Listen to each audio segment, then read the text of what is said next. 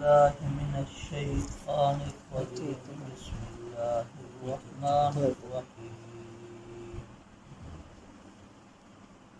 ومثل الذين كفروا كمثل الذي ينعق بما لا يسمع إلا دعاء ونداء صم بكم عمي فهم لا يعقلون يا أيها الذين آمنوا كلوا من طيبات ما رزقناكم واشكروا لله إن كنتم إياه تعبدون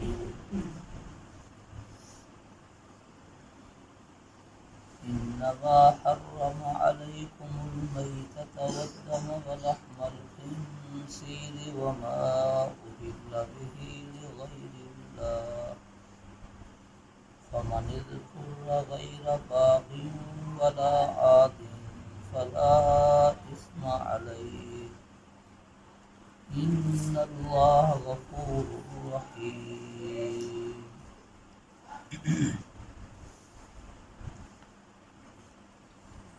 پچھلی آیاتوں میں آپ حضرات نے یہ بات سنی تھی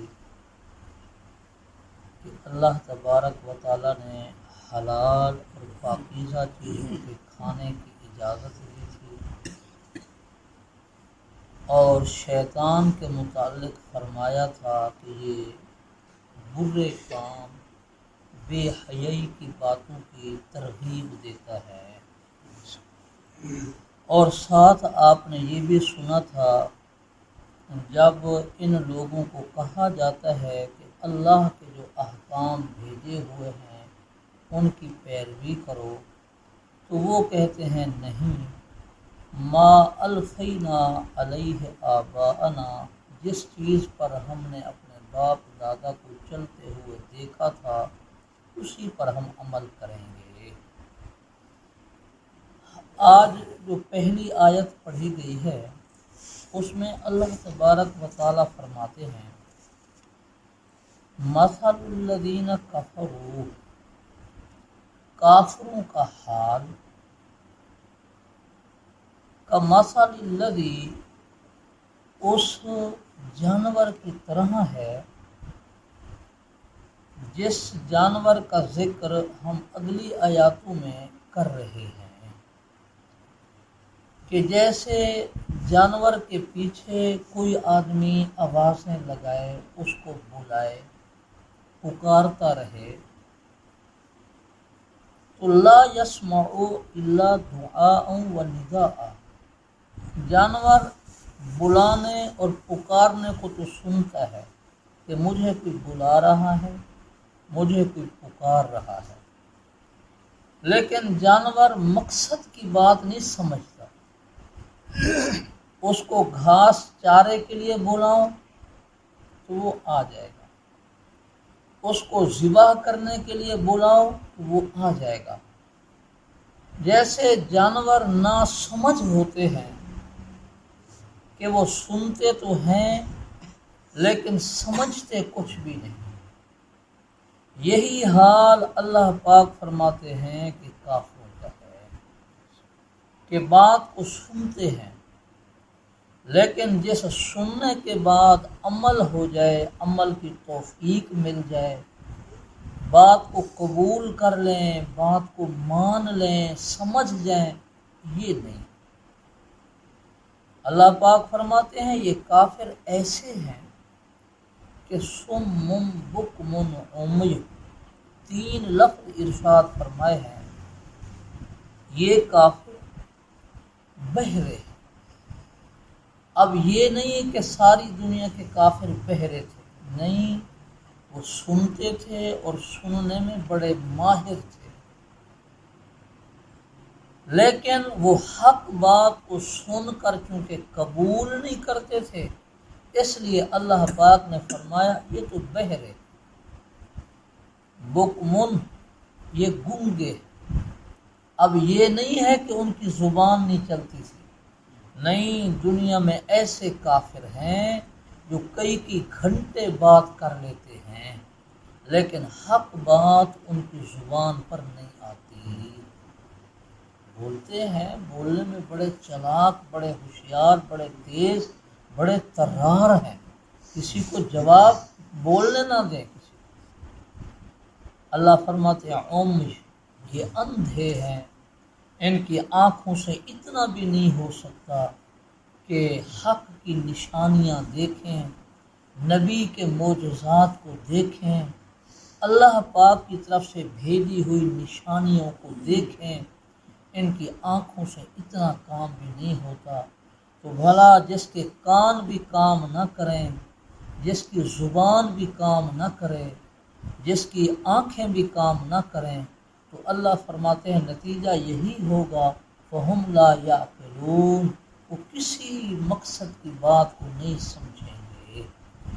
تو گویا اس جملے میں، اس آیت میں اللہ تبارک و تعالیٰ نے کافروں کو جانوروں کے جیسا بتلا کر ایک تو کافروں کے لیے ہدایت کی راہ ہموار کی ہے کہ کافروں اگر اسی کفر پر رہ جاؤ گے تو پھر تمہارا حال بھی جانور جیسا ہے، اور شاید تم جانور سے بھی کہیں بدتر ہو جاؤ، اس لیے کہ جانور اپنے نفع کا کچھ تو سوچتا ہے، اس کے سامنے لاٹھی یوں کی جائے وہ ڈر جاتا ہے کہ اس میں مجھے مارا جائے گا، اس کے سامنے گھاس چارہ پانی رکھ دیا جائے اس کو پتہ چلتا ہے۔ کافروں، جانور تو گھاس اور چارے اور لاٹھی کو سمجھ جائیں اور تم اللہ کے نبی کی باتوں کو نہیں سمجھتے ہو، یہاں نشانیوں کو نہیں دیکھتے ہو، تم تو ان سے بھی گئے گزرے ہو۔ تو ایک یہ ان کے لیے گویا تنبیہ بھی ہے، ہدایت کے لیے آسانی بھی اللہ نے کر دی کہ اگر تم جانوروں کی طرح نہیں بننا چاہتے ہو پھر آؤ ایمان قبول کر لو، اس سے نکل جاؤ گے، اور انسانوں میں سے بہترین نہیں بلکہ ایمان کے اندر اگر اچھے اعمال کرو گے تو فرشتوں سے بھی آگے نکل جاؤ گے۔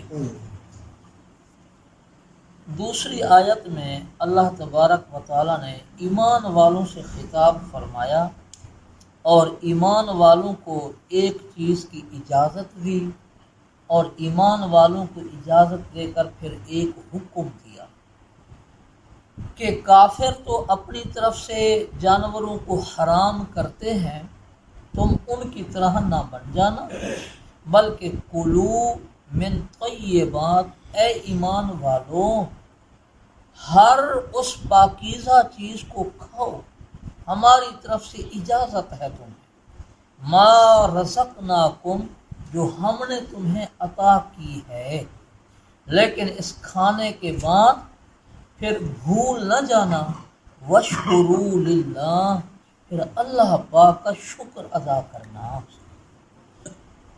من طیبات ما رزقناکم، جو کچھ ہم نے عطا کیا ہے اس میں سے جو پاکیزہ چیزیں ہیں، حلال چیزیں ہیں، ان کو استعمال کرو۔ حلال کھانے سے آدمی کے دل میں ایک نور پیدا ہوتا ہے، حلال کھانے سے آدمی کے اندر عبادت کا ذوق پیدا ہوتا ہے، حلال کھانے سے آدمی کے دل میں گناہ کی نفرت آتی ہے، حلال کھانے سے آدمی میں اچھی اچھی عادتیں پیدا ہوتی ہیں، اور حرام کھانے سے دل میں سیاہی آتی ہے، حرام کھانے سے عبادت کی توفیق نہیں ہوتی، حرام کھانے سے اگر کبھی مسجد میں آ بھی گیا تو عبادت میں دل نہیں لگے گا، عبادت میں دل سکون نہیں آئے گا، عبادت تو پھر دور کی بات مسجد میں دل نہیں لگے گا، جلدی ہوگی کہ میں یہاں کیسے آ گیا ہوں، جلدی جلدی نکلنے کی کوشش کریں۔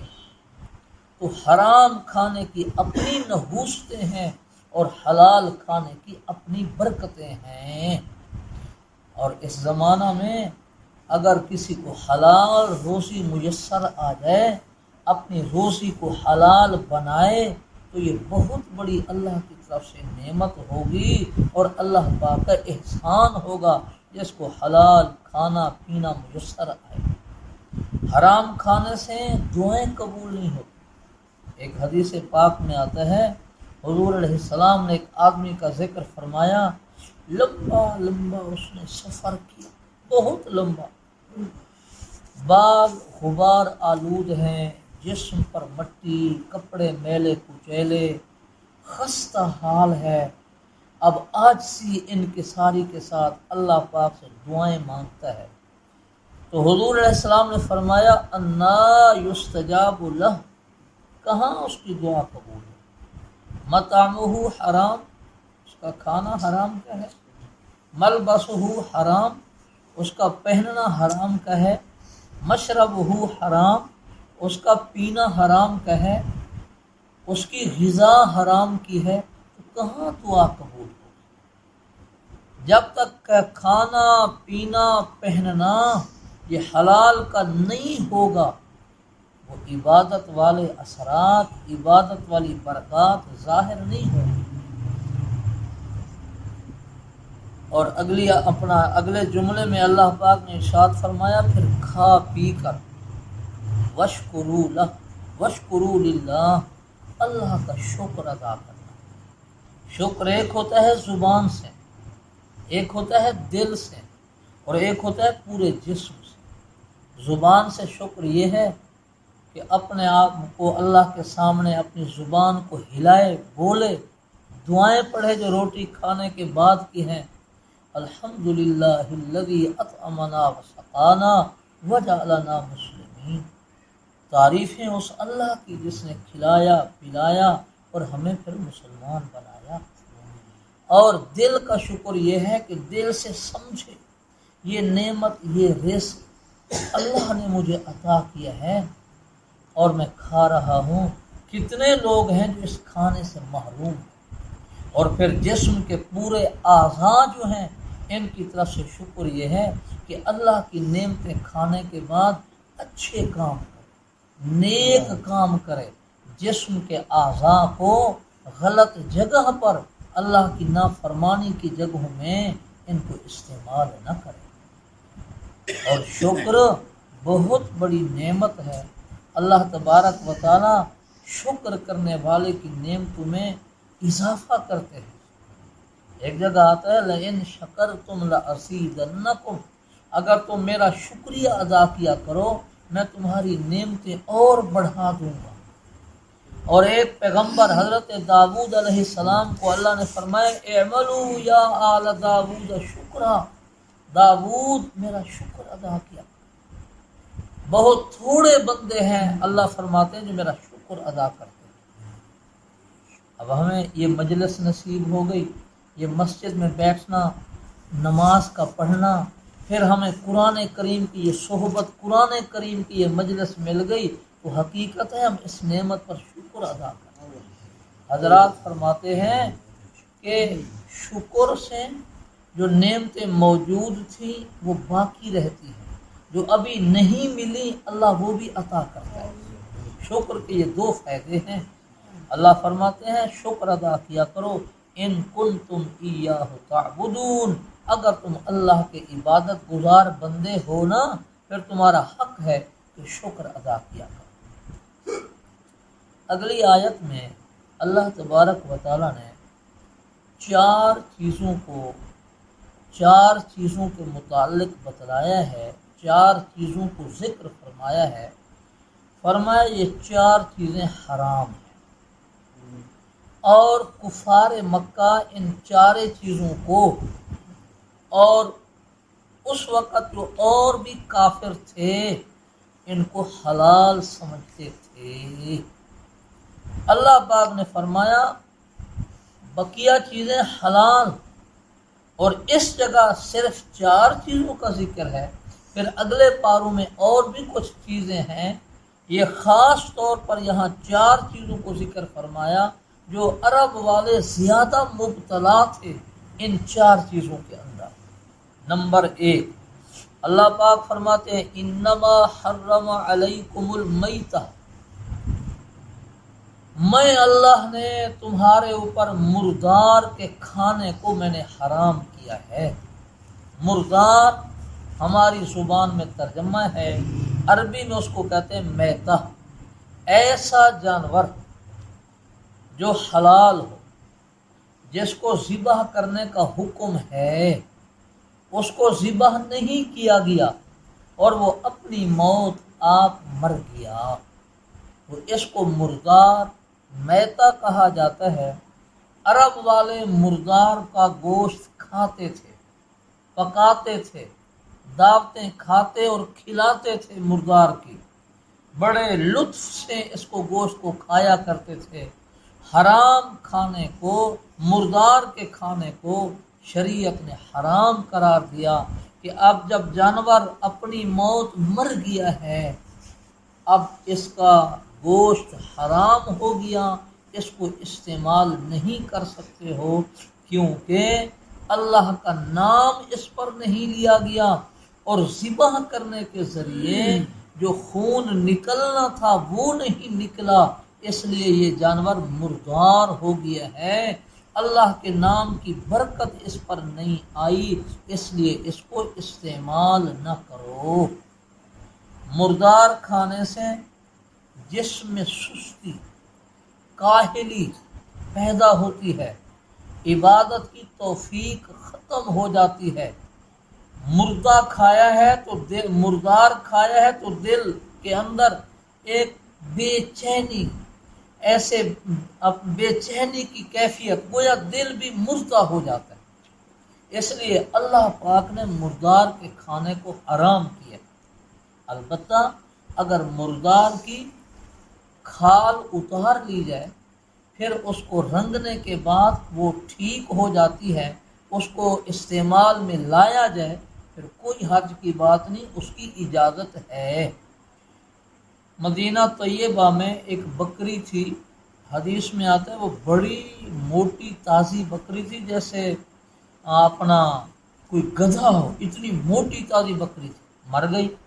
اس کو گھسیٹ کر لے جا رہے تھے بھی اس کو باہر پھینک دیں۔ حضور السلام نے فرمایا تم نے اس کی کھال نہیں اتاری؟ انہوں نے کہا یا رسول اللہ یہ تو مردار ہے، مر گئی ہے۔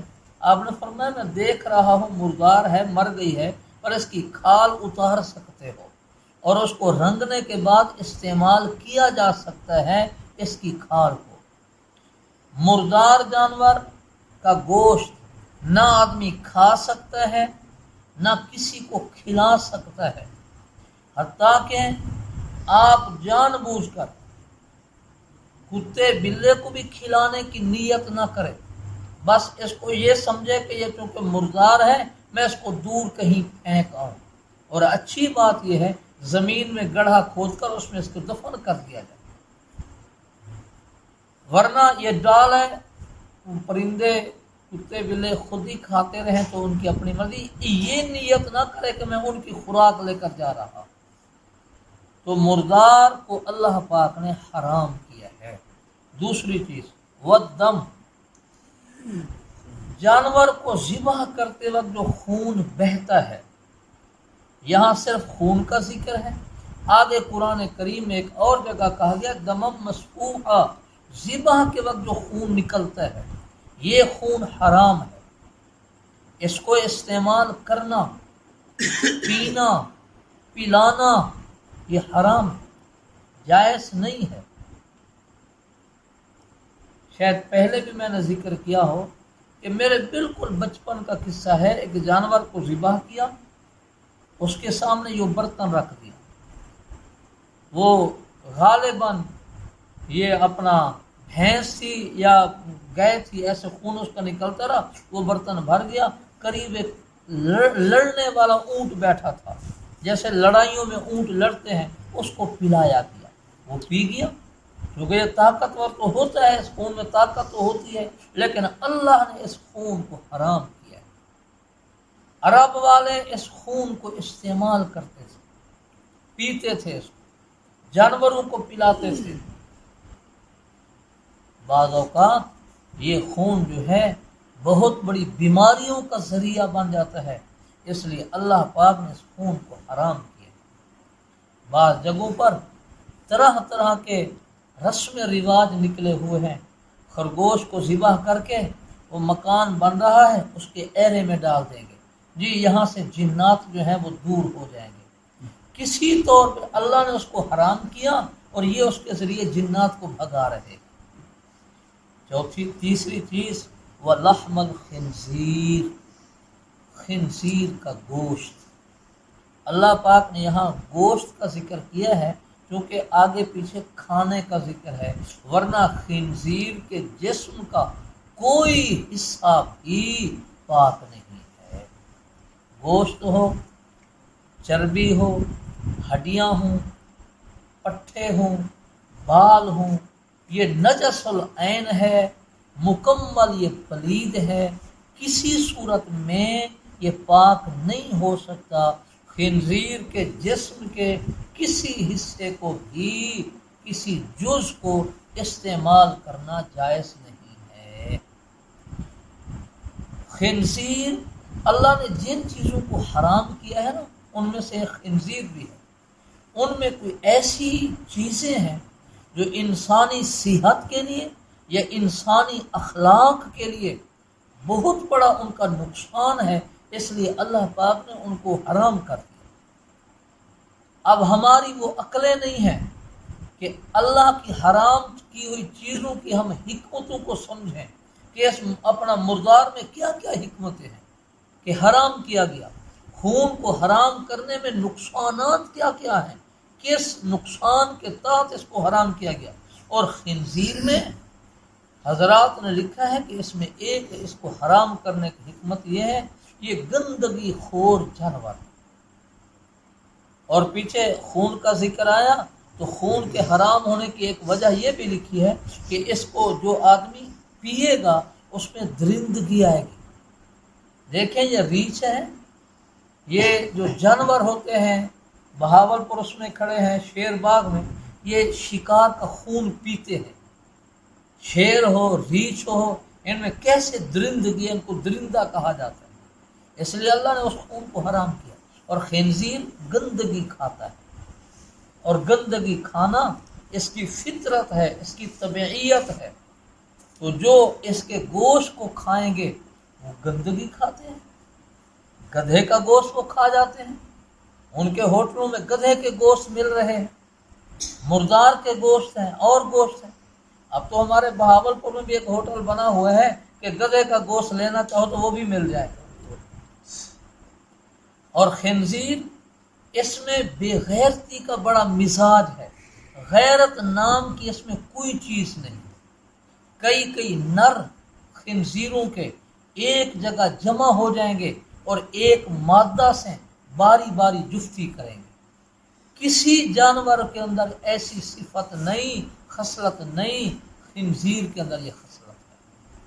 اور جو قومیں خنزیر کا گوشت کھاتی ہیں آج ان میں غیرت نام کی کوئی چیز نہیں، ان کو اپنے نسب ناموں کا پتہ نہیں ہے۔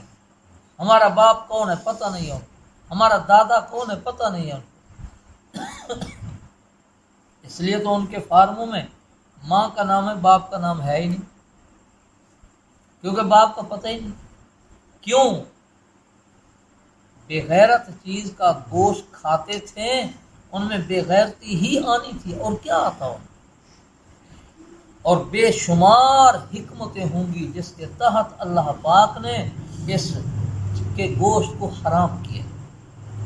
چوتھی چیز وما اہل بہ لغیر اللہ، جس چیز کو اللہ کے غیر کے لیے نامزد کر دیا جائے، اللہ کے غیر کے لیے نامزد کر دیا جائے۔ اب اللہ کے غیر کے لیے نامزد کرنے کی ایک صورت تھی عرب میں، وہ یہ جانور کو بت کے نام پر خاص کر دیتے تھے، یہ ہمارا بکرا، یہ گائے، یہ اونٹ، یہ بھیڑ، یہ دمبا لات کے نام پر ہم نے ذبح کرنا ہے۔ وہاں پر لے جاتے تھے، لات، منات اور عزا جو بت تھے ان کے سامنے جا کر ذبح کرتے اور نام بھی انہی کا لیتے۔ لات کا اللہ کا نام نہیں، لات اور عزا کا نام لے کر ذبح کرتے تھے۔ یہ حرام ہے، کسی طرح بھی یہ جائز نہیں ہے اس کا کھانا پینا۔ ایک دوسری صورت ہے، وہ عرب میں بھی تھی اور ہمارے ہاں بھی ہے۔ عرب میں اس طرح اس کا انداز تھا، یہ جانور ہے تو بت کے نام، یعنی بت کے نام یوں کہ ہم جا کر وہاں ذبح کریں گے، بت ہم سے خوش ہو جائیں گے، ہم سے راضی ہو جائیں گے، ہماری مشکلات دور ہو جائیں گی، ہمارے کاروبار میں برکت ہو جائیں گے، ہمارے جو دکھ تکلیفیں ہیں، گھر میں پریشانی ہے، یہ دور ہو جائیں گی، سب یہ خوش ہو جائیں گے۔ یہ اس جانور کو لے جاتے، اس بت کے قریب پھر ذبح کرتے، لیکن ذبح کرتے وقت اللہ کا نام لیتے، بسم اللہ اللہ اکبر، اللہ کا نام لیتے۔ یہ صورت وہاں پر تھی۔ ہمارے ہاں اس کا رنگ یہ ہے، گائے، بھینس، بیل، بکرا، مرغا، یہ چیزیں خاص کریں گے، ان کو لے جائیں گے بھی کہاں لے کر جا رہے ہو؟ فلاں مزار پر جا کر ہم ذبح کریں گے، وہ پیر، وہ بزرگ مزار والے ہم سے خوش ہوں گے، ہماری پریشانیاں دور ہوں گی، داتا صاحب کے دربار پر ذبح کریں گے، اپنا بہاؤالدین زکریہ رحمہ اللہ کے مزار پر ذبح کریں گے، یا اچ مزار پر لے جائیں گے، وہاں ذبح کریں گے۔ کیوں جی؟ اس سے ہمارے تکلیفیں دور ہوتی ہیں۔ فلاں گیا تھا، اس نے جانور وہاں ذبح کیا، اس کی پریشانیاں ساری دور ہو گئی۔ کئی آدمیوں کا نام انہوں نے یاد کیا ہوا ہوگا، وہاں گئے، جانور کو ذبح کیا، بزرگوں کے قریب، مقصود بزرگوں کو راضی کرنا ہے، بزرگوں کا قرب حاصل کرنا ہے، اللہ کا نام لے رہے ہیں۔ وہ بتوں کے قریب ذبح کرتے تھے، ہمارے سیدھے سادے مسلمانوں نے مزاروں پر ذبح کیا، انہوں نے بھی اللہ کا نام لیا، ہم نے بھی اللہ کا نام لیا، یہ بھی حرام ہے، اس کا کھانا جائز نہیں ہے۔ اس لیے کہ تکلیفیں، پریشانیاں آتی بھی اللہ کی طرف سے ہیں، دور بھی اللہ پاک ہی کریں گے، کسی اور نے ذبح نہیں، اپنا دور نہیں کرنا۔ یہ تو جانور کا حکم ہے۔ مٹھائیاں لے گئے، چاولوں کی پکی پکئی دیگیں اب تو مزاروں پر مل رہی ہیں، وہ دیگ خرید لی، وہاں پر تقسیم کر، گوشت کی دیگ ہو، چاولوں کی دیگ ہو، بریانی کی دیگ ہو، قورمے کی دیگ ہو، یا مرغا وہاں دے دیا زندہ، بھی اس کو ذبح کریں گے اور کھائیں گے پیئیں گے۔ یہ مٹھائی ہو یا وہاں جا کر کپڑے غریبوں میں تقسیم کریں، کپڑوں کے سوٹ لے گئے، جی ہم اس مزار پر ذبح کریں گے اور غریبوں کو دیں گے، یہ سوٹ غریب کو دے دیا، غریب کو نظر آیا، خستہ حال کو نظر آیا، اس کو دے دیا۔ کیوں جناب؟ آپ نے محلے کے غریبوں کو تقسیم کر لیا ہے؟ غریب صرف مزار پر ہی آپ کو ملے ہیں اور آپ کے محلے میں کوئی غریب نہیں؟ چاول آپ نے پکانے ہیں، قورمہ اور بریانی کی دیگ پکانی ہے، آپ کے محلے میں ایسا کوئی مستحق نہیں، آپ کو لاہور تک کوئی مستحق نظر نہیں آیا، اچ شریف تک کوئی مستحق نظر نہیں آیا، درمیان میں سب وہ صاحب حیثیت تھے، صاحب فرصت تھے، کھاتے پیتے گھرانے کے لوگ تھے، غریب صرف مزاروں پر پھر رہے تھے۔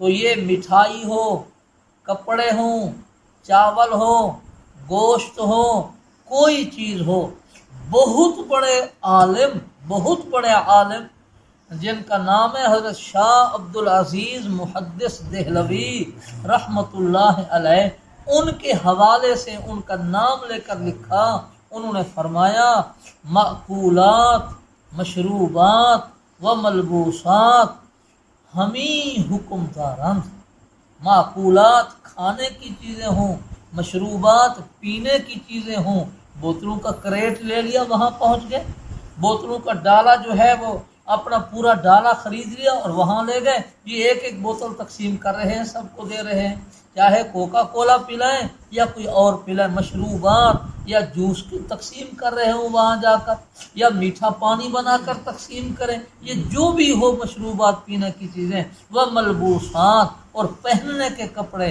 ہم ہی حکمدارت، سب کا یہی حکم۔ اور ایک چوتھی صورت ہے، وہ بھی ہمارے ملک میں ہے، کیا گائے کو، بھینس کو خاص کر دیں گے، کوئی خاص نشانی لگا کر، بعض اوقات اس کے کان کو ہلکا سا یہ گلئی میں کاٹ لیتے ہیں، بعض اوقات اس کی دونوں پر نشان لگا دیتے ہیں۔ ہمارے یہاں تو رواج نہیں، اپر پنجاب میں موٹی موٹی گائیں اور موٹی موٹی بھینسیں پھر رہی ہوتی ہیں، یہ مزاروں کے لیے ہوتی ہیں، بھئی ان کو کوئی کچھ نہ کہے۔ یہ اگرچہ انہوں نے مزاروں کے نام کر دی ہیں، لیکن یہ مالک کی ملک ہے، یعنی مالک ان کا جو ہے وہ ان کا مالک ہے، اس کی یہ غلط عقیدہ ہے، غلط نظریہ ہے۔ اگر وہ مالک ان کو بیچنا چاہے بیچ سکتا ہے، اگر ان کو اپنا گھر میں ذبح کر کے غریبوں میں تقسیم کر دے تو جائز ہے، اگر مزار پر ذبح کرے گا تو وہی گناہ ہوگا، یعنی وہ بھی حلال نہیں ہوگی جیسے پہلے چیزیں حلال نہیں تھیں۔ طرح طرح کی رسمیں، ایسی ایسی چیزیں آ گئی ہیں، ان کا نام دین رکھ لیا گیا ہے۔ اگر نام لیا جائے تو کئی ساتھی ہمارے ناراض ہوتے ہیں، لیکن سوچنے کی بات ہے۔ اب ایک رسم ہے ہمارے ہاں، رواج ہے جی، ہر مہینے کی جب 11 تاریخ آئے گی جی، آج دودھ سارے جمع کرو اور مولوی صاحب کے پاس پہنچاؤ۔ جی یہ کیا ہے، مولوی صاحب کے پاس دودھ جا رہا ہے، یہ 11ویں ہو رہی ہے۔ حضرت مولانا یہ 11ویں کیا چیز ہے؟ دودھ تو آپ پی جائیں گے، آپ کے بچے پی جائیں گے، بعض اوقات بڑے بڑے ٹین، بڑے بڑے ڈبے اور ڈرم بھر لیتے ہیں دودھ کے، سب دودھ ان کو ڈرایا جاتا ہے، دودھ نہ دو گے تمہاری وہ اپنا جانور کا، بھینس کا بچہ مر جائے گا، بھینس ختم ہو جائے گی، دودھ نہیں آئے گا، یہ ہوگا وہ ہوگا۔ بھی کیا ہے حضرت، بتلاؤ تو صحیح۔ کہتے ہیں اس کا نام ہے 11ویں شریف۔ جی کیا ہے 11ویں کا مطلب کیا ہے؟ کہنے کہ جی شیخ عبد القادر جیلانی رحمۃ اللہ علیہ کو اصالہ ثواب کرنا ہے۔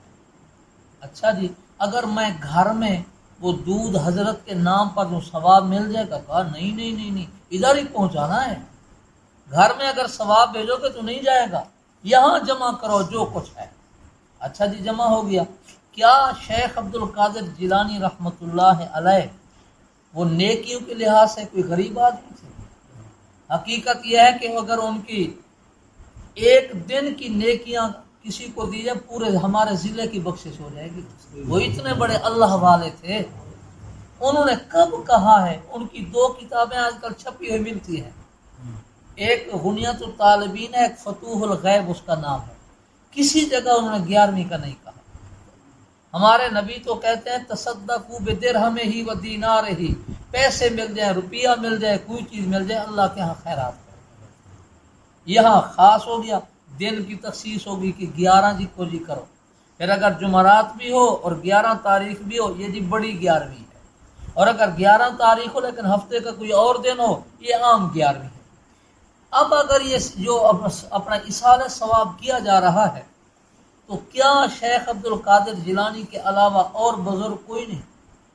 صرف ایک بزرگ کو تخصیص کیوں کرتے ہو؟ تو روزانہ آپ ہر بزرگ کے نام کی خیرات کریں، ایک کا نام پہلی رکھ لیں، دوسرے کا نام جو تاریخ وہی نام رکھتے جائیں، یہ ایک دن کی تخصیص کیوں ہو گئی؟ لیکن ہمارے معاشرے میں یہ رسم آ گئی۔ اس کا کھانا پینا اگر بزرگوں کے اصالہ ثواب پہنچانا مقصود ہے، یہ بدعت ہے، اس کا گناہ ہوگا۔ اور اگر یہ مقصد ہے کہ میں یہ دودھ دے رہا ہوں، آج گوشت پکا کر دے رہا ہوں، شیخ عبد القادر جیلانی میری مشکلات دور کریں گے، مجھ سے خوش ہو جائیں گے، مجھ سے راضی ہو جائیں گے، ایمان کا خطرہ ہے۔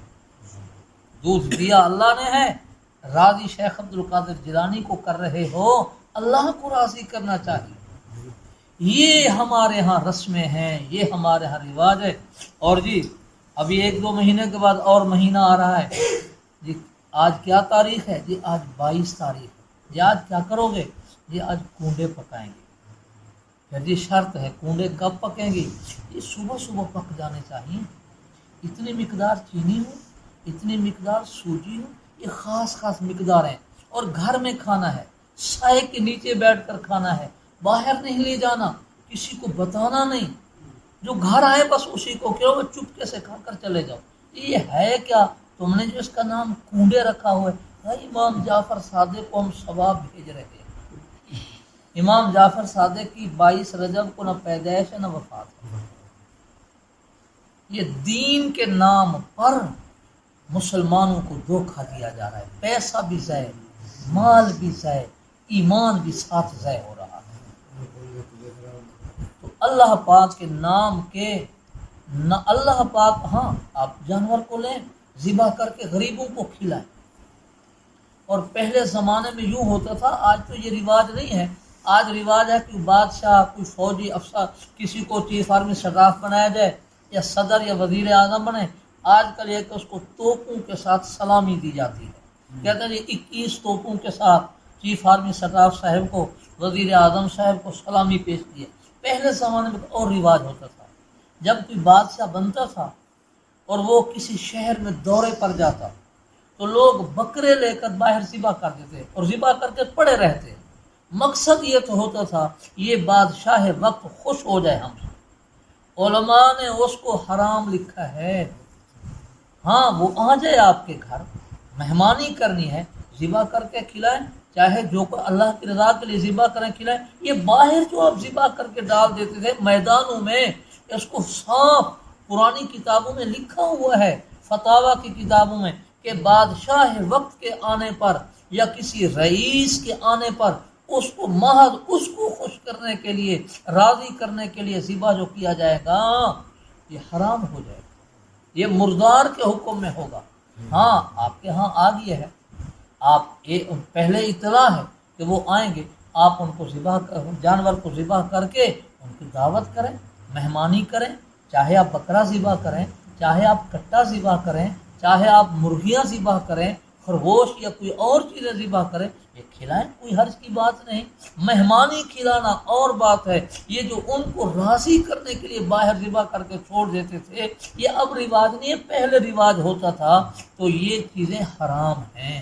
اللہ پاک نے ان چیزوں کو ذکر کرنے کے بعد فرمایا فمن استر، جو آدمی بھوک سے مجبور ہو، حلال چیز کھانے کی کچھ بھی اس کو نہیں مل رہا، مجبور ہے، کوئی چیز حلال کی میسر ہی نہیں، سامنے یہی حرام چیزیں پڑی ہیں، مردار پڑا ہے، خون کے پیاس سے مرتا ہے، سامنے وہی خون ہی ہے اور کچھ نہیں، یا جو جانور بتوں کے نام پر ذبح کیا تھا وہی پڑا ہے اور کچھ نہیں۔ اللہ فرماتے ہیں اگر بھوک سے مرنے لگے، جان نکلتی ہے، پھر میں اللہ ایسا نہیں ہوں کہ تمہاری جان کو نکلنے دوں، میرے نزدیک تمہارے ایک انسان کی جان قیمتی ہے، یعنی اللہ کے نزدیک جان قیمتی ہے۔ اے میرا بندہ اگر تم مجبور ہو گیا پھر فلا اسم علیہ، میری طرف سے اجازت ہے اس حرام میں سے کچھ کھا لے، تیری جان بچ جائے، تو زندہ رہے، اور پھر حلال کھانا۔ لیکن اس کو کھانے کے وقت دو چیزوں کا خیال رکھنا۔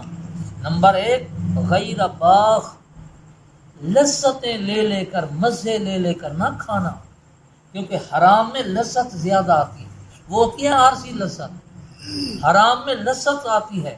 فرمایا غیر باغ، مزے لے لے کر نہ کھاتے رہنا، بس مجبور ہو کر چند لقمے کھا لو۔ ولا عاد، اور حد سے، دوسری بات یہ ہے حد سے زیادہ نہیں کھانا، اتنا کھاؤ تمہاری بھوک مٹ جائے۔ 5 لقمے سے بھوک مٹ جاتی ہے۔ بعض اوقات بعض انسانوں کی طبیعت مختلف ہے، کوئی ان کا کہتے جی میرا کوئی حال نہیں، بس 1 لقمہ دے دو، وہ 1-2 لقمے لے لیتے ہیں، وہ آرام سے گھنٹہ 2 گھنٹے گزار لیتے ہیں۔